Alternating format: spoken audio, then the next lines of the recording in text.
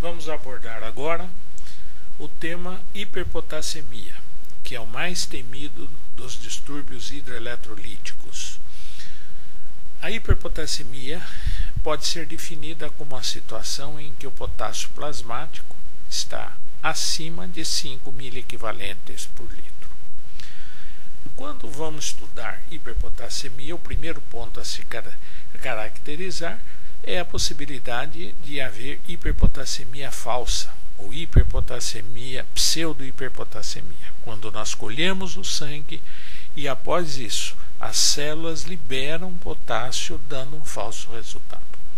Em seguida, temos que pensar na ingestão. Quando a ingestão de potássio estiver acima da sua eliminação, é claro que poderá haver hiperpotassemia. Ocorre isso quando a infusão supera 40 miliequivalentes por minuto, por exemplo, ou quando, após um ilho, a remobilização do material intraluminal com liberação de potássio para dentro do espaço extracelular. Em seguida, a redistribuição.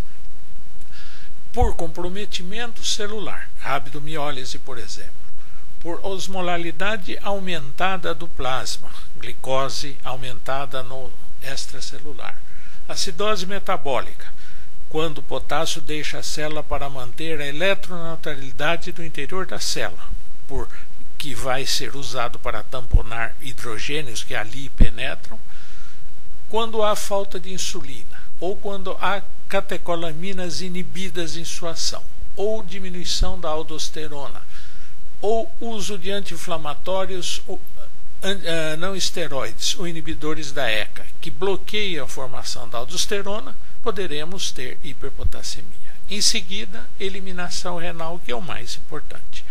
A eliminação urinária deverá estar diminuída e calculada pelo gradiente transtubular de potássio, como nós já vimos, abaixo de 2 vezes a potassemia. A eliminação intestinal não pode ser computada porque é muito pequena, 10%. E quando a eliminação intestinal estiver baixa, somente se a eliminação renal estiver prejudicada é que ocorrerá hiperpotassemia. Sendo assim, a eliminação renal deficiente para o nível de potássio no sangue indica que o rim está tendo dificuldade na sua eliminação. Isto costuma ocorrer em 3 situações principalmente. Primeiro, quando houver menor bioatividade da aldosterona, com menor reabsorção de sódio e, portanto, menor eliminação de potássio. Em segundo lugar, quando a reabsorção do cloreto estiver elevada. Isto pode ocorrer e constitui o chamado shunt de cloreto, o pseudo-hipoaldosteronismo, síndrome de Gordon.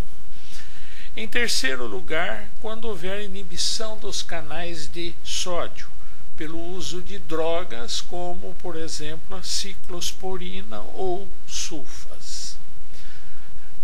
Após isso, devemos voltar a pensar em baixo fluxo urinário, dificultando a eliminação do potássio pelo rim.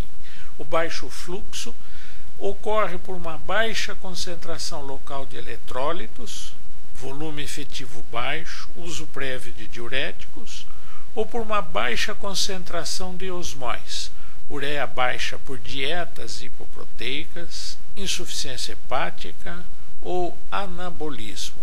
Em todas estas situações, teremos uma eliminação renal de potássio abaixo do esperado, o gradiente transtubular de potássio mostrando menos de 2 vezes a potassemia que se apresenta.